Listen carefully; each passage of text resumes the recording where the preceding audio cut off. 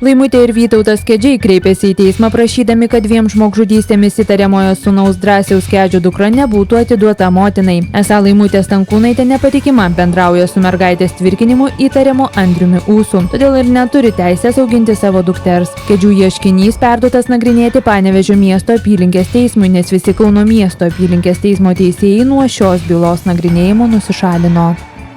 Keli Drąsiaus Kedžio šalininkai atėjo prie vaiko teisių apsaugos kontrolieriaus įstaigos. Jie siekia nušalinti nuo pareigų kontrolierę Editą Žiobienę.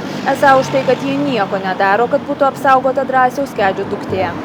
Apsiginklavę štai tokiais plakatais bei skudurinė lėlė, Garliavos aktyvistai prie vaiko teisių apsaugos kontrolieriaus tarnybos praeivius ragino pasirašyti peticiją. 2 lapuose išdėstyti motyvai, kodėl vos prieš mėnesį pakeitusi Rimantė Šalaševičiūtė, Edita Žiobienė negali toliau eiti savo pareigų.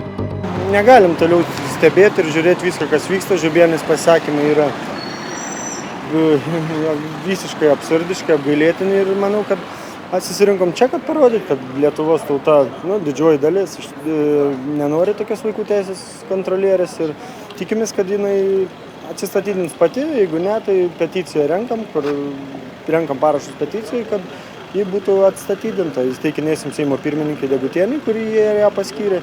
Ji vyksta darbas Seime, nes Seimo nariai irgi didžioji dalis yra irgi pasipiktinę jos visokiais tokiais apgailėtiniais pareiškimais, kad maldos trukdo vaikui, kad vaikas turi būti grąžintas, tarp kabučių ar tiesiogiai pasako. Kaip atrodo mūsų vaikų teisė apsauga? Vaikų teisė apsauga po kažko slėpėsi.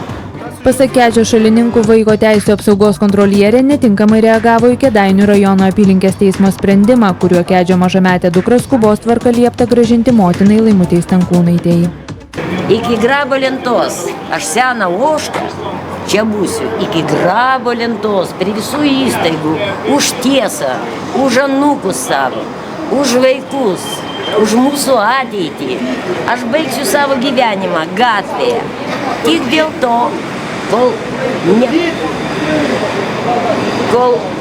tik dėl to, kad tvarkos nėra.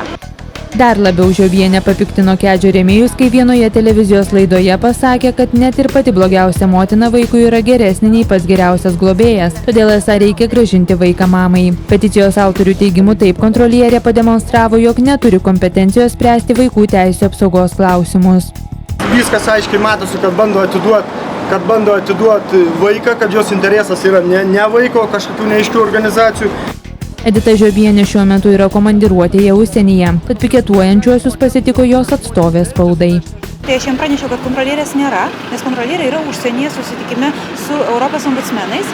Ir tik šiandien aš spaudos sužinojau, kad štai toks piketas bus. Tada paprašė, kad aš ateičiau ir pasakyčiau, kad kontrolierė tikrai, jeigu būtų Lietuvoje, ji būtų pati nusileidusi. Bet šiuo atveju nusileidau aš ir tikrai pasakiau, kad mes esam pasirengę dialogui, mes galim atsisėsti, mes galim pašnekėti, mes galim viską aptarti, ir kad neliktų kažkokių neaiškumų ir kad nereikėtų štai taip per spaudą bendrauti.